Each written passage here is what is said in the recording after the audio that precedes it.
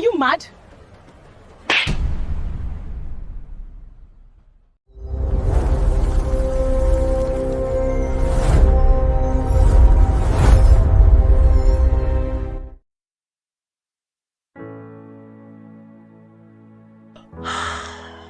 The silence from the slap doesn't last.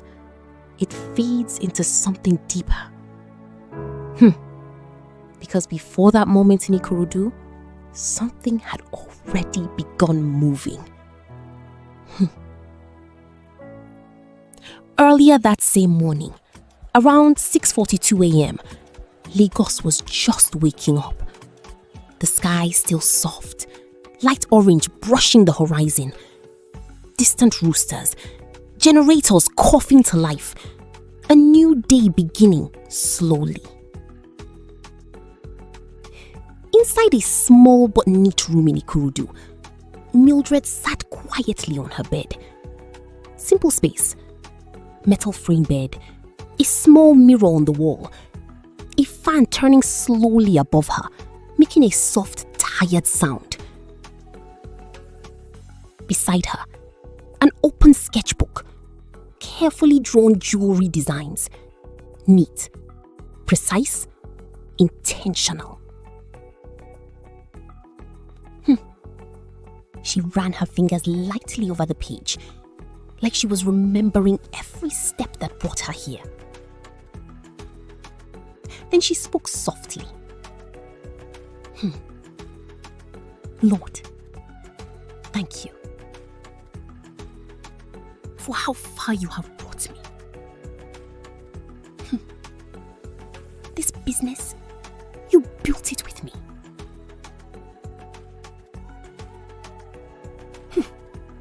She lowered her voice now. Calm. Not desperate. Just aware of growth. But I know, Lord.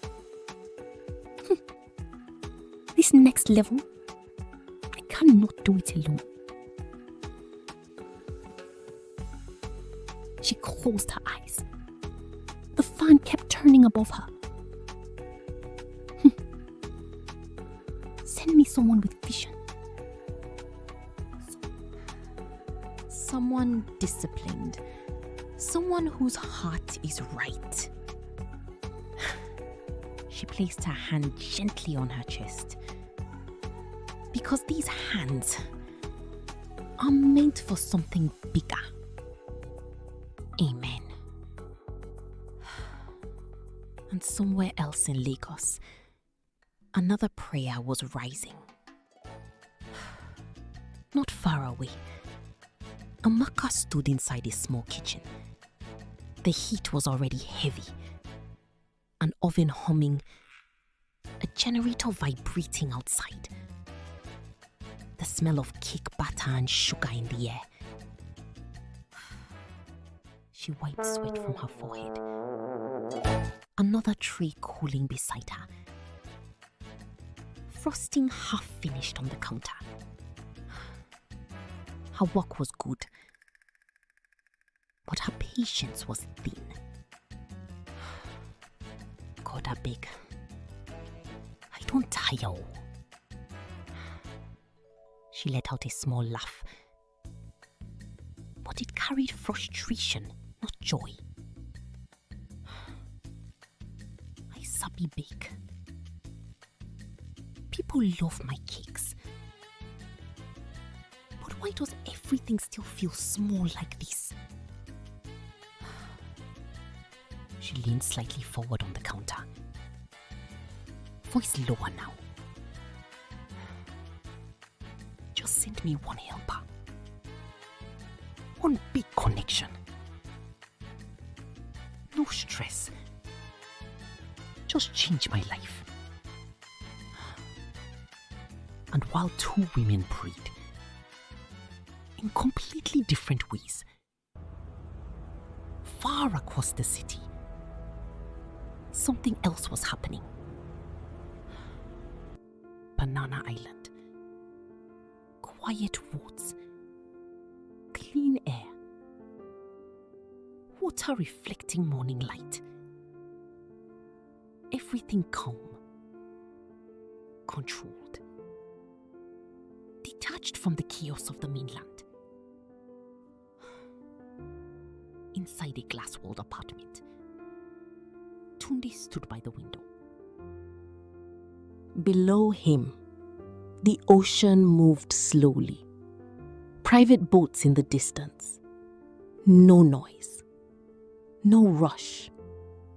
Just stillness. He wasn't distracted. He wasn't anxious. Just present. Thinking deeply. He wasn't distracted. He wasn't anxious. Just present.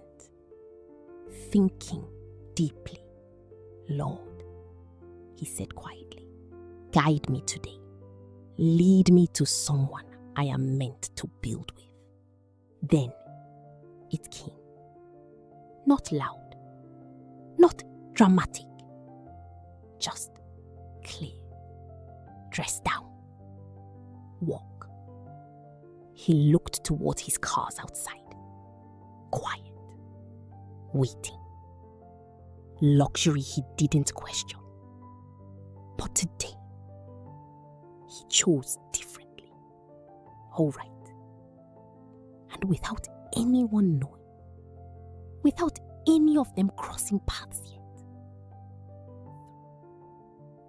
Same moment on the same street.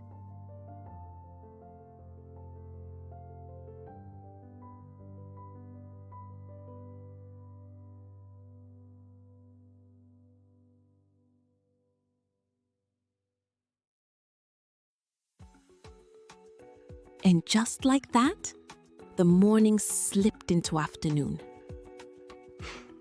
Ikorodu didn't feel different. Same heat, same noise, same chaos. But something invisible had already changed. The sun was harsh now, pressing down on the streets like weight. Danfo buses roared past, horns screaming. Ojota! CMS! Burger! Hawkers moved fast between traffic lanes, voices mixing into noise that never stopped. Sweat, dust, movement, life. Tunde walked slowly through it all. Calm, unrushed, like someone not trying to be long, but not lost either. He adjusted his steps slightly, a small accidental movement in a crowded path. The slap, the heat, the noise, everything stopped for a moment. He didn't react. Not a word. Not even anger. Just silence. But what nobody realized was this. That moment had already decided everything. The street reacted before he did. A conductor froze mid-shout. A cyclist slowed without knowing why. A woman selling oranges stopped counting her money for half a breath. Even the sound of traffic felt distant for half a breath. Amaka's voice cut through everything. Sharp, loud, immediate. She stepped forward aggressively, face tight with anger. Her friends behind her laughed, feeding the moment. "See this one," one of them said. "Even him shed don't fade." But Tunde didn't react. Not even a flinch. No insult. No anger. No defense. Just quiet. Stillness. Slowly, he raised his hand, touched the side of his cheek, lightly, like confirming reality, not responding to it. The crowd expected something. A reaction, a fight, a word, anything. But he gave them nothing. Only silence. Then, a voice cut in. Not loud, but firm enough to break the tension. "Stop it." Mildred stepped forward. Simple outfit, clean presence, no noise around her, just intention. She spoke on behalf of Tinde, spoke to him gently, saw beyond his appearance, and a subtle but real connection formed between them. Amaka scoffed. Please, if you like him, carry him." A few of her friends laughed again, trying to regain control of the moment. But Mildred ignored them completely. Her attention moved past the crowd, past the insult, straight to Tinde. She looked at him properly. Not his clothes, not his slippers, not the situation. Him. "What do you do?" she asked quietly. A small pause. "Then, I build businesses," he said quietly. Another pause. Quietly. That line didn't impress. It settled. Like something familiar had been recognized. "Then you understand patience," she said softly. "I've been building something too." Silence between them. Not awkward. Not forced. Just aligned. Like two people hearing the same frequency for the first time. They exchanged contact. No drama. No excitement. Just calm understanding. Then they walked. Side by side. Talking naturally. Like the world around them didn't matter anymore. Behind them, Amaka clicked her tongue. I go meet better helper. Not this kind one. She turned away, already dismissing what she didn't understand. But what nobody saw was that nothing random had happened. Not the bump, not the slap, not the silence, not the meeting. Everything was already moving.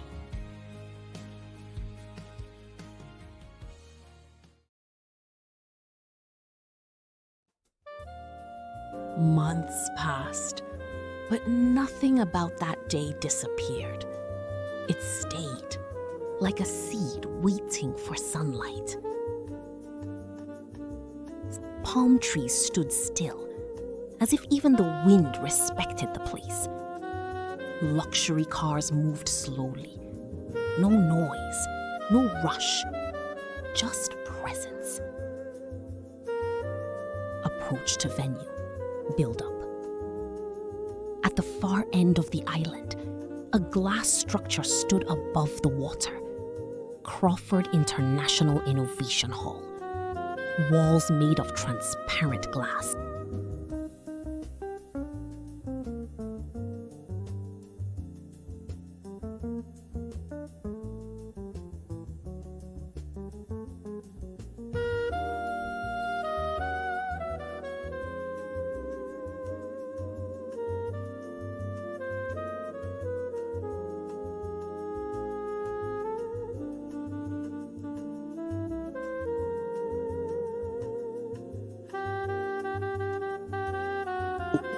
The auditorium was full, but silent in a disciplined way. Not chaos, not noise. Controlled anticipation. Soft clinking of water glasses. Low whispers behind expensive seats. Camera lights barely visible along the edges. Every detail said one thing. Something important is about to happen. On stage, two names stood under white light. Mildred Lawson, Amaka Okoye. The judges flipped through documents slowly. Mildred Lawson, fashion and jewelry brand. Structured operations. Strong customer retention. Monthly revenue stable around 900k to 1.1 million naira. She understands systems. Judge 2 leaned forward. No external funding yet, but consistent growth pattern. Low risk, high discipline. Judge 3 turned another page. Amaka Okoye. Cake and bakery business. Strong local demand. Very popular in her district. But inconsistent scaling. Revenue fluctuates between high demand weeks and low stability cycles. The room shifted slightly. Because now it wasn't just about talent, it was about structure. Judge 1 leaned back slowly. This is not easy. Judge 2 nodded. Both are impressive in different ways. A pause stretched, longer than comfortable. Judge 3 finally spoke softly. We need him. A name not spoken directly, but understood. Crawford.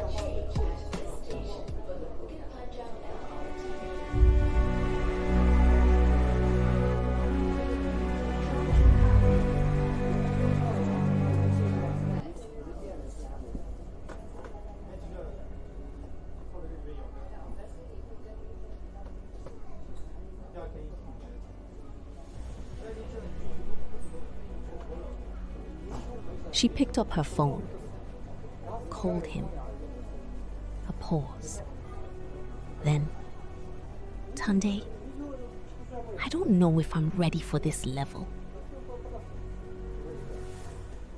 His voice came through instantly. Not rushed, not emotional, just steady. You're not here by mistake. You're ready.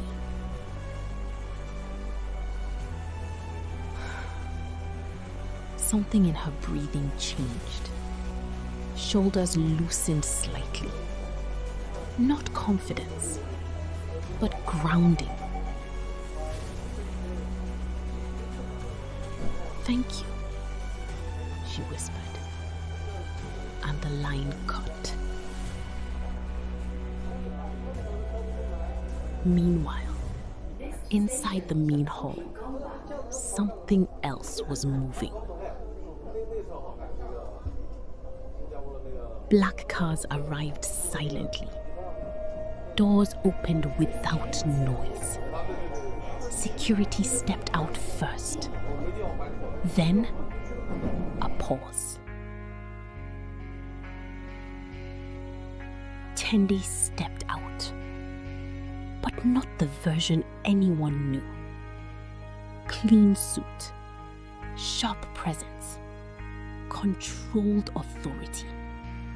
No rush, no announcement, just arrival. Inside the hall, whispers began immediately. That's him. I've heard he's the Crawford. He graduated top of his class at Oxford. He barely shows himself in public. Backstage, Mildred stood slowly. Her breath caught slightly. Something in her mind clicked, but she couldn't fully say it yet. On stage side, Amaka frowned, confused, then uneasy. Wait. The lights dimmed slightly. The room quieted further. Even breathing felt controlled. Because now, the man they had all been waiting for was inside the building. And everything that came next would no longer be fury. It would be truth.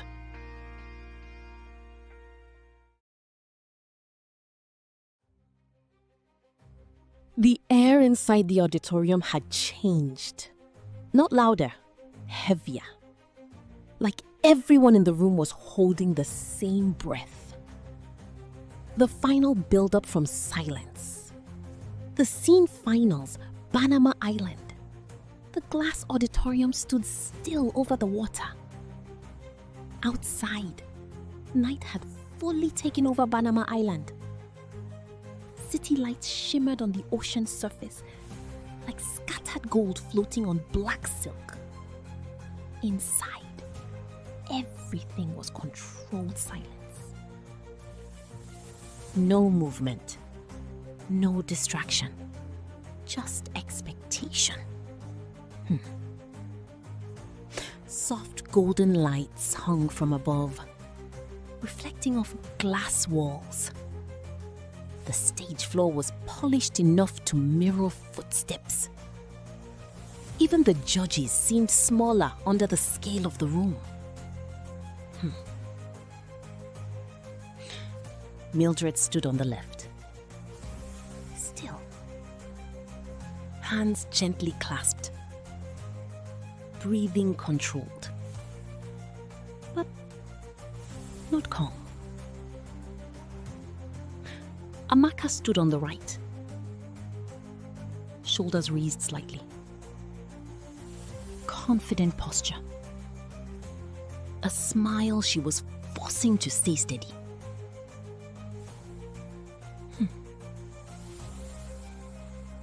Two different energies. Same pressure. The airfloor shifted with anticipation. No one moved, no one spoke. Then finally, Judge 1 spoke. We need Crawford. Not as a suggestion, as confirmation. At the back of the auditorium, security shifted. A subtle movement. 2 men in black suits stepped forward. Then silence stretched again. Longer this time. The massive glass doors at the rear opened slowly. Not rushed. Controlled. Deliberate. First, security entered. Then, Tunde Crawford walked in. Everything changed instantly. Whispers broke the silence. That's him. The Crawford Group owner. I heard he studied top of his class at Oxford. He doesn't attend most events. Judge 1 closed the file slowly. This decision, it's not straightforward. Judge 2 nodded. Both have strong potential. But only one shows stability under pressure. And pressure reveals truth.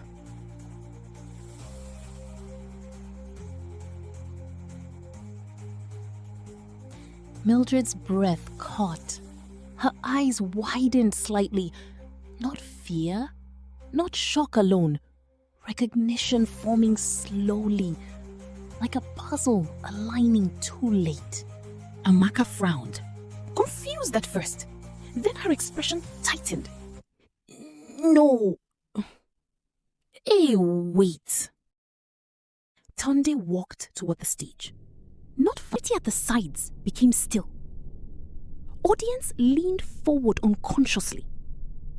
No one wanted to miss anything.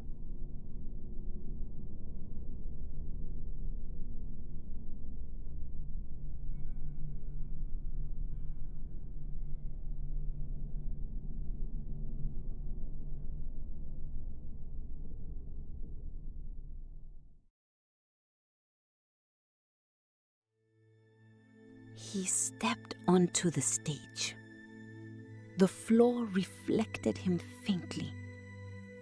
Glass walls behind him showed the ocean moving slowly outside.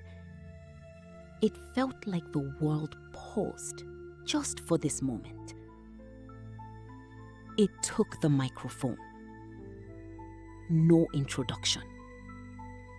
No announcement. Just silence before speech. Both finalists are exceptional. Amaka smiled slightly. Relief creeping in. Confidence returning. This is mine, she whispered under her breath. But success is not just about intelligence. It is about character, especially when no one is watching. The room went completely still. Even breathing felt suspended. Mildred looked down slightly. Those words didn't judge her. They grounded her. Amaka's smile faded slowly. Something in her chest tightened. Uncertainty replacing confidence. Tunde paused, long enough for tension to become unbearable. No one spoke. No one moved. Even time felt paused. The winner is Mildred Lawson. Applause filled the room instantly. Not loud chaos, but controlled respect. Mildred froze. Her hands moved to her mouth slowly, eyes filling instantly. She didn't believe it at first. Amaka stood still. No words, no reaction outwardly at first, but inside, everything we played. The slap, the laughter, the dismissal, the assumption, and now, silence. Not anger, not shouting, just realization. Heavy, unavoidable. After all the award details and what was won, a $1 million grant, direct partnership with Crawford Group, full operational mentorship. The words echoed, but she barely heard them because the moment had already landed. And as the room slowly settled, the real question wasn't the winner. It was what had already been decided long before the stage.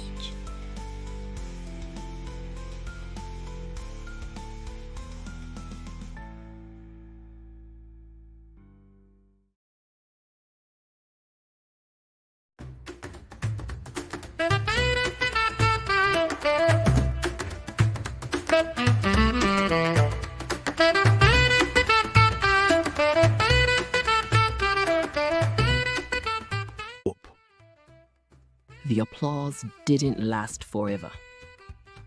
Even victory eventually becomes silence again. Scene 6. Banana Island, night, 8:03 p.m. Outside the glass auditorium, Banana Island had fully turned into night. The air was cooler now, calmer. Soft ocean wind moving gently across the water.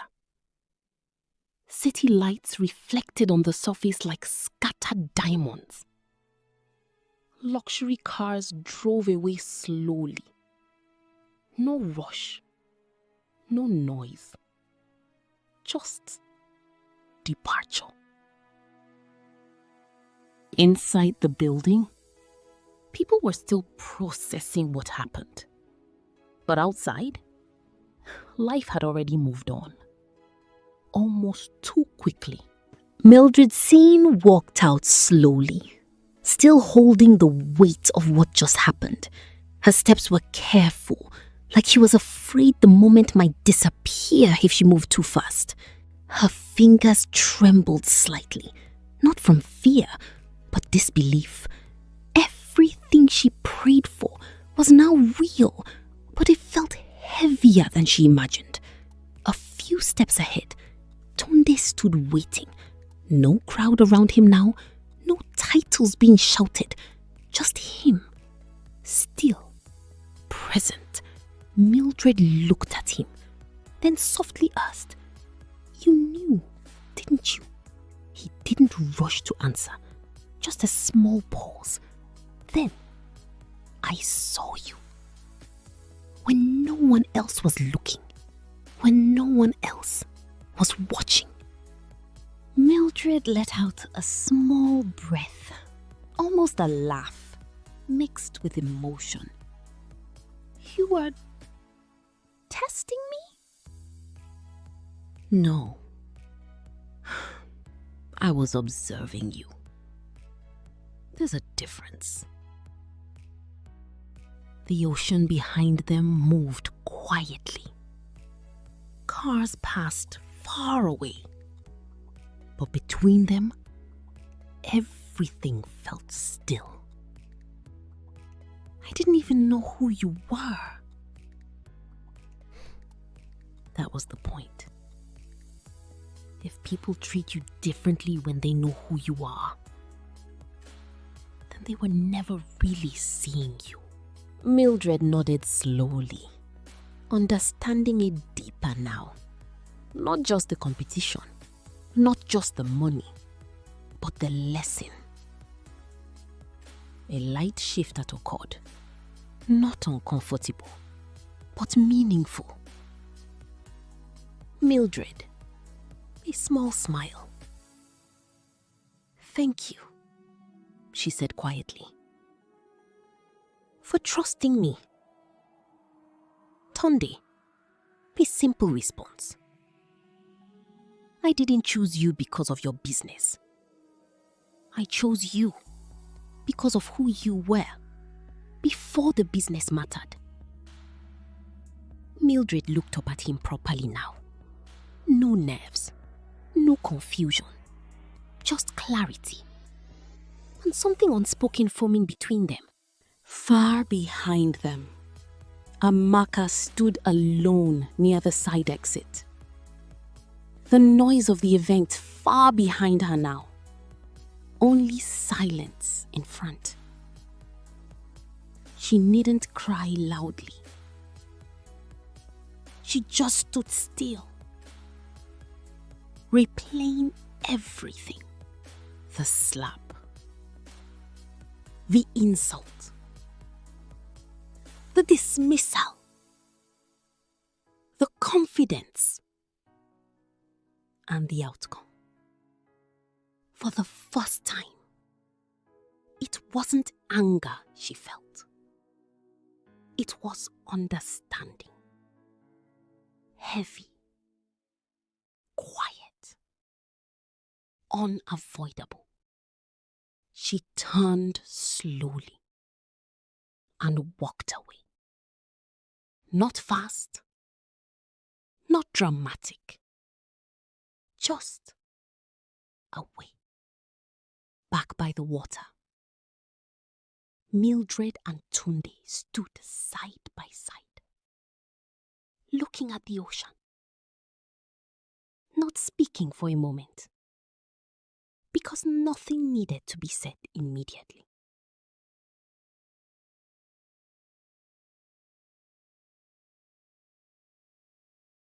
And in that silence, one truth remained.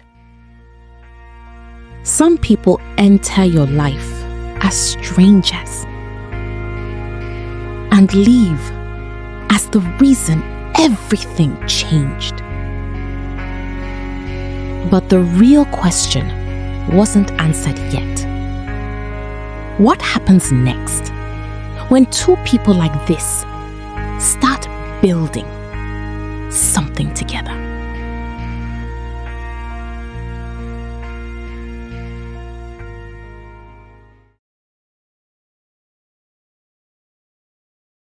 And just like that, this story ends. But maybe not really. Because somewhere out there, there's an Amaka, a Mildred, and maybe even a Tunde in your life. So tell me, what would you have done in that moment? Drop your thoughts in the comments. I really want to know. And if this story touched you, share it to someone who needs it. Maybe an Amaka, maybe a Mildred. But don't tell the Amakas though. Let them stay in their own world. And to all the Tundes out there, quietly building, quietly watching, we see you. Thank you. If you enjoyed this story, this is Growing Sticks to Trees. Subscribe, turn on notifications, because the next story might feel just like yours. See you in the next video.